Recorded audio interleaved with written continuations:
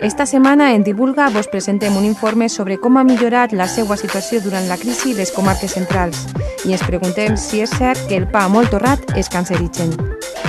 Comença Divulga.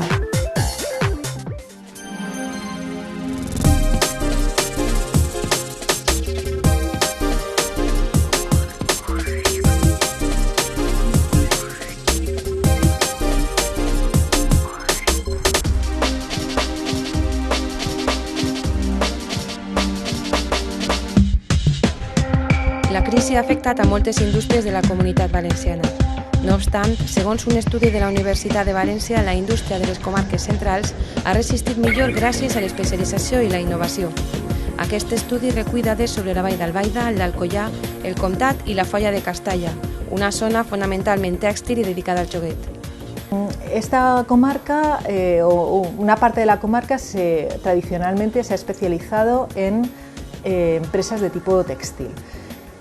Pero ahora estas empresas, bueno, ahora ya hace años que entraron en crisis, empezaron a cerrar, la competencia con terceros países, sobre todo fuera de la Unión Europea, ha sido muy fuerte.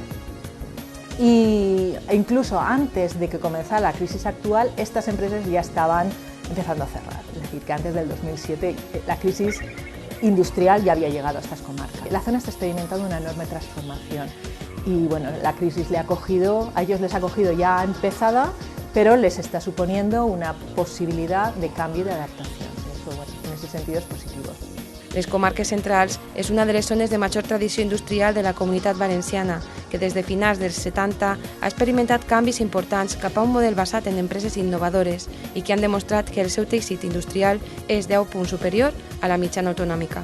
¿Qué ha pasado? Pues que se han tenido que reinventar y han ampliado, en la medida de lo posible, ¿no? Se ha dado un proceso de ampliación de especialidades. Ya no están centrados solamente en el textil o solamente en el juguete, como era el caso de IBI, sino que el abanico de industrias y de sectores o subsectores industriales es mucho más amplio.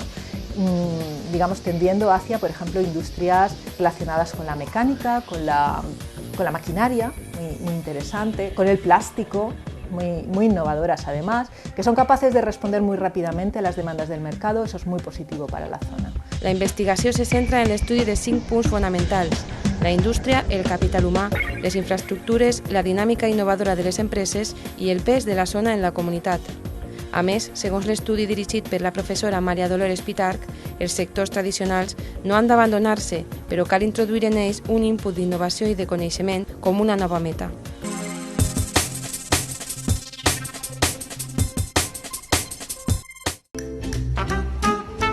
En el caso, por ejemplo, de la rebanada de pan, en teoría todo lo que es el producto más quemado tiene un concepto que es la reacción de Maillard. Entonces, en la reacción de Maillard lo que se generan son productos relativamente cancerígenos.